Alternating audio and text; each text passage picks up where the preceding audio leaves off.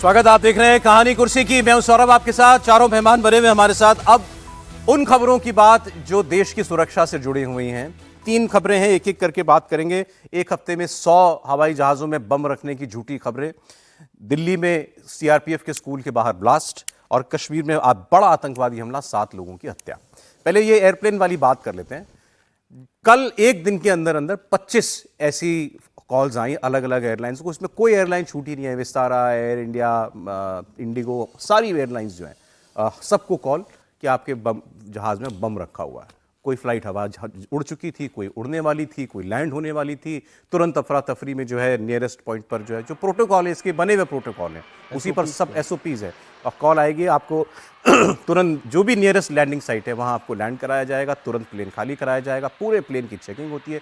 और जब plane land होता है, मैं आज पढ़ रहा था, उस वक्त प्लेन को एक सेक्लूडेड एरिया में ले जाया जाएगा, और वो वहां उसको रखने का भी खर्चा है। उसको चार्जेस होते हैं, एयरपोर्ट पर पार्किंग के चार्जेस होते हैं, तमाम तरीके की।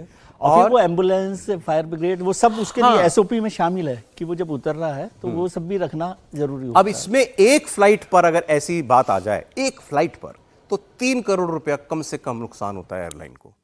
और मैं आपको क्या क्या बता रहा हूं, एक दिन में 25 ऐसी कॉल और एक हफ्ते में 100 ऐसी कॉल। तो अगर 3 करोड़ भी मान लें तो 300 करोड़ रुपए का नुकसान इन एयरलाइंस को बीते एक हफ्ते के अंदर। ये फाइनेंशियल आप कह रहे हैं, लेकिन जो लोग उसमें बैठे होते हैं उनके लिए भी एक बड़ा जाहिर है। वो कैप्टन जो प्लेन उड़ा रहा है उसको तो बताते ही होंगे ना, कि भाई ऐसी ऐसी कॉल है, आप तुरंत लैंड कीजिए। तो ये हो रहा है। अब इसके पीछे कौन हो सकता है, सवाल ये है। याद कीजिए आप जरा, अभी इससे पहले स्कूल के अंदर बम है, पूरी दिल्ली के अंदर अफरा तफरी मच गई थी, सारे स्कूल खाली कराए गए थे। पहली बार ऐसा हुआ था। ट्रेनों में आप देख रहे हैं, सारी अलग अलग ट्रेनों में, कभी यूपी, कभी बिहार, कभी झारखंड, कभी कहीं ट्रेन के ऊपर बड़े बड़े ब्लॉक्स रख करके ट्रेनों को ट्रैक से गिराने की साजिश हो रही है। और अब तो बड़ा क्लियर उसमें लोग पकड़े गए हैं कि ये भी सोच समझकर किया जा रहा था। तो भारत के ऊपर ऐसा लग रहा है कि कुछ लोगों ने जो है सुनियोजित हमले करने की एक तैयारी कर रखी है। हालांकि अभी तक इसमें कोई जानी नुकसान नहीं हुआ, ये एक बड़ी बात है, और हमारी शायद एजेंसीज की कामयाबी भी यही है। और अभी दिल्ली के अंदर ब्लास्ट हुआ है। मैं दोनों खबरें एक साथ आपको इसलिए बता रहा हूं क्योंकि मनीष प्रसाद, हमारे डिफेंस एडिटर, जुड़ रहे हैं हमारे साथ, वो इसके बारे में आपको बताएंगे। अब ये रोहिणी में सीआरपीएफ के स्कूल के बाहर सुबह 7:30 बजे संडे के दिन ब्लास्ट, ये जानते हुए कि वहां पर स्कूल में कोई होगा नहीं, सीआरपीएफ का स्कूल था। और ब्लास्ट बहुत जोरदार धमाका था, पूरे धुआं ही धुआं हो गया, सफेद धुआं उठा, दूर दूर तक घरों के कांच हिल गए, टूट गए। आसपास लोग खड़े थे कुछ मीटर की दूरी पर, उनको हालांकि चोट नहीं पहुंची। और ये कहा जा रहा है कि इसको एक टेलीग्राम ऐप पर किसी ने जिम्मेदारी ली है, जो खालिस्तानी ऑर्गेनाइजेशन है उसने इसकी जिम्मेदारी ली है। बाकी मनीष आपको ज्यादा बताएंगे। ये बमों की धमकियां हवाई जहाजों में और दिल्ली में धमाका, क्या जानकारियां हैं, और इसके मतलब लग क्या रहा है, इसके पीछे क्या हो सकता है मनीष? सौरभ, इसे आप रिवर्स तौर पर देखिए। जो ये सीआरपीएफ का स्कूल है, उससे पहले उसकी डिटेलिंग करें। सबसे पहले इंपॉर्टेंट है ये जानना कि दरअसल ये हॉक्स कॉल्स का जो सिलसिला है वो शुरू कैसे हुआ, और उसके बाद अभी क्या कार्रवाई की जा रही है सरकार के द्वारा। तो आज हाई लेवल मीटिंग हुई है मिनिस्ट्री में, नॉर्थ ब्लॉक में दिल्ली के, जहां पर जो सीआईएसएफ के चीफ हैं वो वहां पर मौजूद थे, और उसके साथ साथ जो बीसीएस यानी bureau of civil aviation security है, उसके चीफ जुल्फिकार हसन, इनकी हाई लेवल मीटिंग हुई। उन्होंने पूरी प्रॉपर रिपोर्ट दी।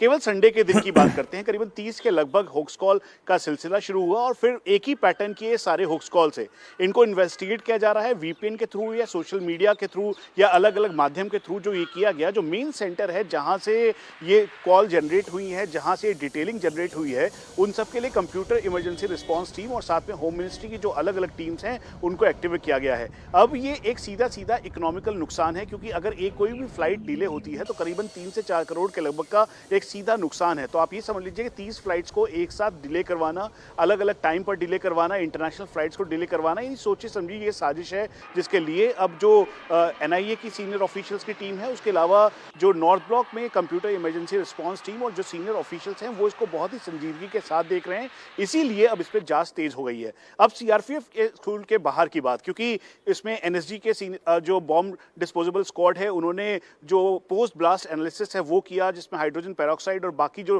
ट्रेसेस हैं वो दिखाई दिए। हालांकि शुरुआत में ये अमोनियम नाइट्रेट या फिर वो ये उम्मीद कर रहे थे कि हो सकता है कि इसमें बॉल बेयरिंग हो, लेकिन ऐसा कुछ नहीं पाया गया।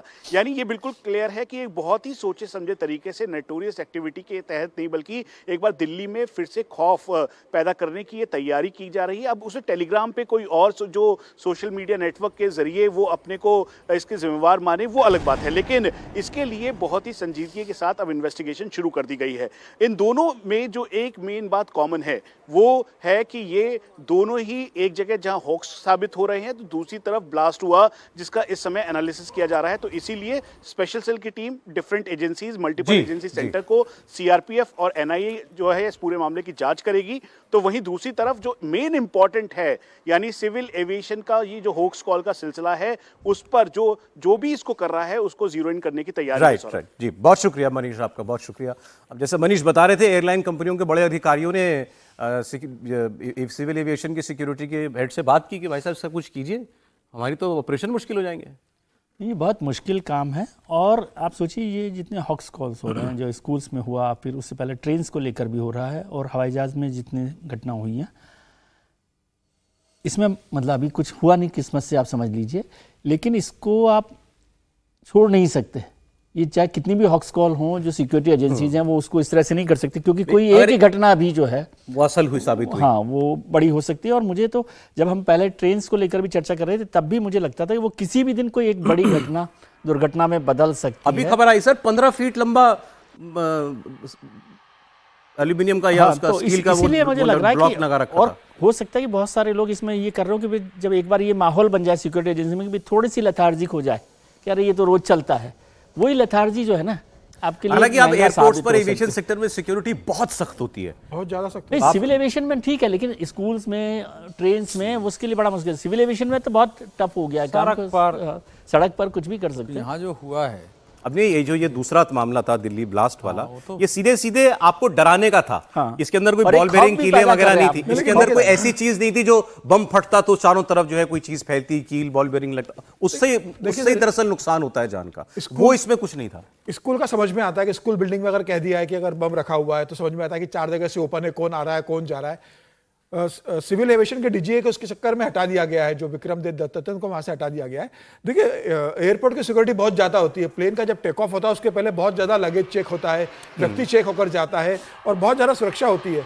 उसके बाद किसी एक फोन कॉल पे इतना गंभीरता से ले लेना और तुरंत सारा करना, मुझे लगता है ये एक चिंता की बात है। लेकिन सिंगापुर एयरलाइंस से भी सीखना चाहिए कि सिंगापुर एयरलाइंस को अगर इस तरीके से अगर कॉल जाता है तो सिंगापुर एयरलाइंस उस पे बहुत ज्यादा भरोसा नहीं करते। उन्हें पता रहता है कि हमने जो चेक इन किया हुआ है वो किस सिस्टम से गया, वो जैसे विजय जी कह रहे हैं ना, एक कॉल भी अगर ऐसी भगवान ना करे सच्ची साबित हो गई। आज आपको इतनी कॉल आ रही है और बार बार आप प्लेन को लैंड करवा रहे एक कॉल के ऊपर, तो मुझे लग रहा है कि आपकी सिक्योरिटी इतनी ज्यादा होना चाहिए कि आपको इसे भरोसा होना चाहिए कि हमारे एंड पर इतनी ज्यादा सिक्योरिटी। शायद अब वही विकल्प है कि हर कॉल पे आप प्लेन को ना बिल्कुल यही करना पड़ेगा, क्योंकि आप सिक्योरिटी अंदर बढ़ाइए ना। उस दिन आप सवाल करेंगे कि नहीं करेंगे? ये जो कह रहे हैं ना, हॉक्स कॉल यदि रियल कॉल में बदल गया तो आप सवाल करेंगे कि नहीं करेंगे? इनका एक पॉइंट है, वो तो करेंगे ही, आपको आप उसको किसी को भी जाया नहीं, लेकिन इनका एक पॉइंट है कि आप प्लेन के उड़ने के पहले जो चेक करते हैं कंप्लीट, वो इतना उस पर भरोसा रखिए कि ये नहीं होगा। ये कह रहे हैं, देखिए अभी पिछले महीने FATF की एक लंबी 368 पेज की रिपोर्ट है भारत पर,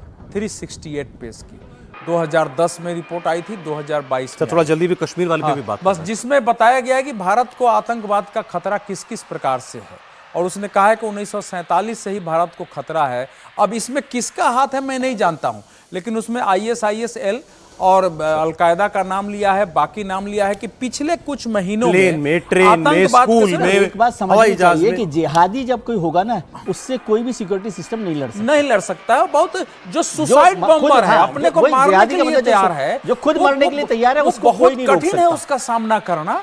वो अपने को मार देगा एक चाकू लेके। मैंने बताया था ना कि ये जो होता है लोन वुल्फ, उसमें तो है कि मरना, एक जो कुछ मिलता है उसी से हमला करो। ट्विन टावर के ट्रेन पर आप जगह जगह हो रहे हैं, मतलब भारत जो है पूरी इकोनॉमी से, यात्राओं से लोगों को ट्रेन के बाद अब प्लेन पर आ गए हैं।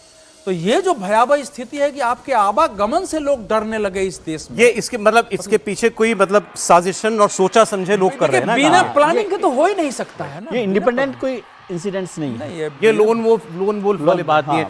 फोन तो देखिए कई बार कोई लोन वुल्फ भी तैयारी है। देखिए सर, ये जो प्लेन कोई कॉल गई है एयरलाइन को, होता रहता है, ऐसा नहीं कि पहली बार हो रहा है, ये पहली बार हो रहा है कि एक हफ्ते में 100 कॉल गई। लेकिन वो आमतौर पर कोई विक्षिप्त आदमी होता है या कोई बच्चा होता है, कभी-कभी हो जाता है। फ्लाइट डिले करवाना होती है तो कर देता समय है। कम है हम लोग को। देखिए लोन वुल्फ जो है ना, उसको आप एक अलग घटना मत मान लीजिए, वो भी एक प्रभावित होकर के उसी सिस्टम से करता है, हमले में अकेले मैं इसमें होता है। जरा कश्मीर वाली खबर भी बता दूं, फिर उस पर चर्चा मिलकर सब कर लेंगे। कश्मीर में गांदरबल के अंदर आतंकवादी हमला हुआ, इसके बाद सुरक्षा बल वहां पर फिलहाल एक सर्च ऑपरेशन चला रहे हैं। हाईवे पर हर गाड़ी की चेकिंग की जा रही है और कुछ ओवरग्राउंड वर्कर्स माने जाते हैं इन आतंकी तंजीमों के सिंपैथाइजर्स होते हैं, उनकी पहचान रहती है एजेंसीज के पास या जो इंटेलिजेंस एजेंसीज होती हैं उनसे पूछताछ हो रही है। और कल आतंकवादियों ने गैर स्थानीय लोगों को टारगेट करके उन पर हमला किया था।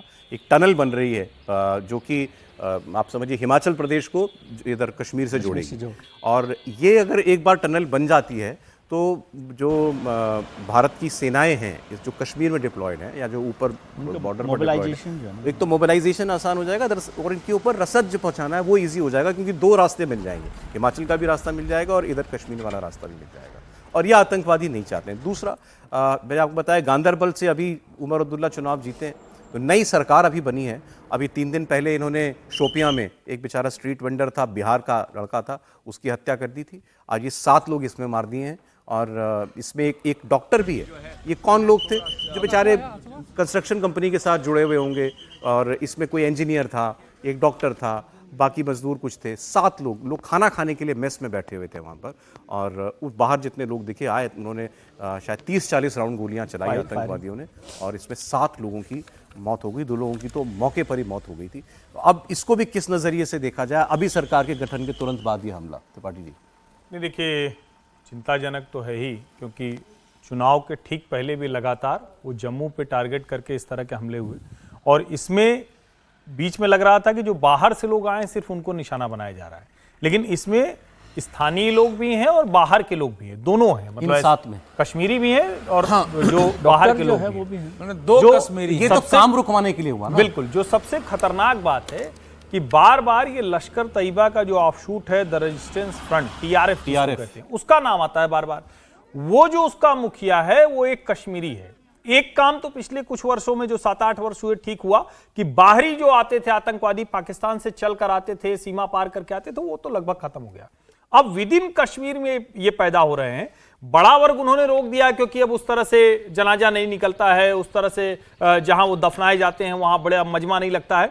लेकिन अगर ये लोग छिटपुट फिर से निकल रहे हैं, और अभी अभी ताजा सरकार बनी है, जनता इतने बड़े, मतलब इतना बड़ा मैंडेट देकर वो सरकार चुनकर लाई है, इसमें ये खतरा बढ़ता है कि क्या उन लोगों को अभी लगता है, क्या उसको आखिरी लौ की तरह देखना चाहिए कि वो भभक रहे हैं, या उसको ये देखना चाहिए एक टनल निर्माण से क्या खतरा है इनको? मतलब वो काम क्यों रुकवाना चाहते हैं?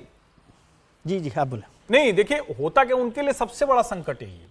वो किस चीज क्या नहीं चाहते, 370 क्यों नहीं हटाने देना चाहते? उसके पीछे वजह यही थी कि जितने तरह की योजना है, उनको इससे भी दिक्कत थी जब जम्मू से श्रीनगर जुड़ा, उनको उससे भी दिक्कत थी जब श्रीनगर में रेलवे लाइन बनी, उनको इससे भी दिक्कत है जब रियासी से आगे श्रीनगर के लिए वो चेनाब पर ब्रिज बन रहा है। तो कश्मीर के लोगों के लिए सुविधा होगी ना, कश्मीर के लोगों के लिए है ना। हाँ। लेकिन अगर सेनाएं आसानी से पहुंचेगी, और मैं कई बार इसको कह चुका हूं कि देश में जो बस्तियां होती हैं जहां पुलिस की जीप आसानी से नहीं जा सकती है, वो सबसे बड़े अपराध के अड्डे होते हैं। धारावी भी अगर है तो जब अंडरवर्ल्ड का सबसे ज्यादा चलता था तो सारे गुंडे माफिया वहीं रहते हैं। नक्सलाइट को भी जोड़ दिया, नक्सलाइट भी वही जोड़ रहा हूं कि आप देखिए डेवलपमेंट नहीं पहुंच पाती है तो वही आतंकवादी करते हैं। टेरर जो करने वाले लोग हैं वो हमेशा डेवलपमेंट के खिलाफ होते हैं, चाहे वो नक्सल मूवमेंट में भी आप देखिए, नक्सल मूवमेंट में तो सारे के सारे लोग, कश्मीर के लोगों को उठ खड़ा होना चाहिए भाई, ये टनल से मुझे फायदा होने वाला है। टनल से ज्यादा बड़ा मुद्दा ये भी है कि अभी जो हमारे यहाँ पूरा कश्मीर में डेमोक्रेटिक प्रोसेस पूरा हुआ, एक इलेक्टेड गवर्नमेंट आ गई, और वो इलेक्टेड गवर्नमेंट भी वो है जिन्हें वहां के लोग मानते हैं कि ये वहीं के लोग हैं, मतलब भारतीय जनता पार्टी के मुख्यमंत्री कश्मीर के लोकल्स हैं, तो वो फिर तो उनके कमजोर होगा ना उनका सिस्टम। नहीं रखता है, आतंकवाद बढ़ा ही वहां के शासन में, तो लेकिन अभी के लिए वो मायने नहीं है। सर जैसे ये विकास, सुनिए, विकास, सुरक्षा, आवागमन और लोकतांत्रिक प्रक्रिया, 4 आतंकवादियों को नहीं चाहिए। लोगों को विकास हो गया तो इनकी बात लोकतांत्रिक नहीं प्रक्रिया नहीं चाहिए, तो एलजी रूल चलता नहीं, रहता। हाँ, उनका दूसरा, उनको ये नहीं चाहिए लोग आवागमन करेंगे, एक दूसरे से इंटरेक्ट करेंगे, तो उनकी फिर बात कमजोर नहीं होगी ना। समझ, उनकी और बात ये नहीं जो चलेगी। बाहर के लोगों को मारने की का सिलसिला है, तो इसीलिए ना Target कि killing। बाहर के लोगों का यहाँ आवागमन बंद हो, यहाँ के लोग भी बाहर नहीं जाए, नहीं, और विकास उससे- के कार्य उससे रुके, उनका गुस्सा ताकि कम वो होता है ना। झूठ जो फैलाना है कि एक इस्लामिक राज्य के रूप में कश्मीर जो है वही रहना चाहिए, वो धीरे धीरे जो है कमजोर हो जाएगा। अगर बाहर के लोग आने लगे, यहाँ व्यापार करने लगे, काम करने लगे, अब वो टनल बन गया तो इतनी दूरी तक लोगों का इतनी जल्दी जाना आना होगा, उससे सुरक्षा बल भी जाएंगे, लोगों का आवागमन होगा। तो 4 ऐसे पहलू हैं जिनका आतंकवादी विरोध करते हैं, और मेरा पहले दिन से मानना रहा है कि जम्मू कश्मीर को एक नॉर्मल स्टेट बनाने के लिए कुछ दिन आलोचना झेलते हुए भी लोकतांत्रिक, तथा कथित लोकतांत्रिक प्रक्रिया थोड़े दिन और टलती है तो तले, लोगों को परेशानी होती है अब तो थोड़ी, हो गया सुरक्षित करके करें, वो कराया गया। मैं उससे बहुत नहीं कि जल्दीबाजी में बहुत करने की आवश्यकता नहीं, चलें सर, लेकिन ठीक। किया गया।